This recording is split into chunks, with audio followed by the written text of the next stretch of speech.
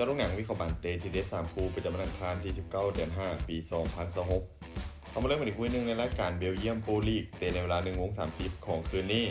การพบกันระหว่าง KRC เกนจากฝูงมี34คะแนนจะเปิดบ้านต้อนรับการมาเยือนของโรยัลอันเบิร์กอันดับ5มี27คะแนนเกงในบ้านพวกเขาฟอร์มการลีช่วงหลังที่ยังคงแกร่งเกมบุกของทีมมีค่าเฉลี่ยในการยิงประตูอยู่ที่ 1.4 ประตูต่อเกมแต่ฟอร์มการลีในบ้านของทีมยังถือว่าแข็งส่วนอันเวิร์กทีมเยือนพวกเขาฟอร์มการลีช่วงหลังที่ถือว่าปกติเท่าใดด้วยการชนะ2แพ้3จาก5เกมหลังสุดเกมสัดกับของทีมยังคงค่อนข้างอันตรายแต่เกมเยือนยังคงมีลุ้นให้เห็นและเสียประตูในบางครั้ง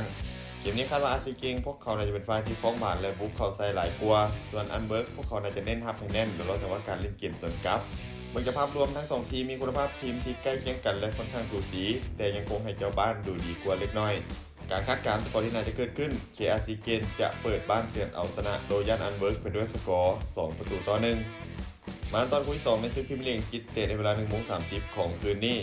การพบกันระหว่างบอลมัดอันดับ6มี55คะแนนที่กำลังลุ้นพื้นที่ยุโรปจะเปิดบ้านต้อนรับการมาเยือนของแมนเชสเตอร์ซิตี้ห้องจากฝูงมี77คะแนนบอลมัดจะบ้านประกอบฟอร์มการเล่นช่วงหลังที่ค่อนข้างดีด้วยการชนะ4เสมอ1จาก5เกมหลังสุดทีมค่อนข้างที่จะเก็บชัยชนะได้อย่างต่อเนื่องโดยเฉพาะเกมในบ้านที่มักจะลินได้ด้วยความมั่นใจส่วนแมนเชสเตอร์ซิตี้เกมบุกของพวกเขายังคงโหดจากค่าคะแนนการยิงประตูอยู่ที่ 2.1 ประตูต่อเกมและเกมเริ่มกลับมาเข้าฟอร์มอีกครั้งผู้เก็บคาดว่าซิตี้ในเป็นฝ่ายที่ฟ้องบาดและบุกเข้าใส่ตามสไตล์ของพวกเขาส่วนบอลหมัดพวกเขาจะล้อลิ้นตามจังหวะเกมและมีส่วนกลับที่ถือว่าเป็นจุดเด่นที่อันตรายเพื่อโจมตีซิตี้แต่ด้วยคุณภาพแนวบุกและความเฉียบคมยังคงให้ซิตี้ทีมเยือนดูดีกว่าในเกมนี้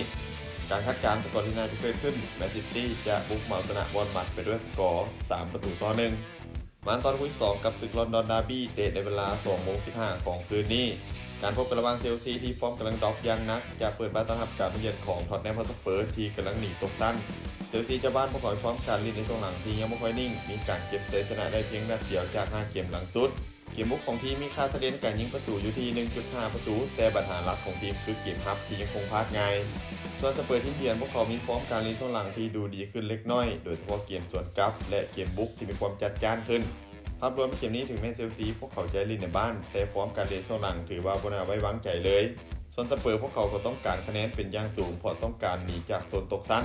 เกมนี้มีโอกาสค่อนข้างสูงที่ทั้ง2ทีมจะจบลงด้วยผลเสมอแบบมีประตูการคาดการณ์สกอร์ที่น่าจะเกิดขึ้นเชลซีจะเปิดบ้านแบ่งแต้มกับท็อตแนมฮอตสเปอร์ไปด้วยสกอร์2ประตูต่อ2สุดท้ายนี้เดี๋ยวทุกคนสนใจแนวทางดีๆแบบนี้อย่าลืมกดไลค์กดแชร์ออกไปเพื่อเป็นแนวทางเพิ่มเติมได้ไปสนใจอยากลงทุนสามารถกดลิงก์ผ่านหน้าช่องได้เลยเด้อ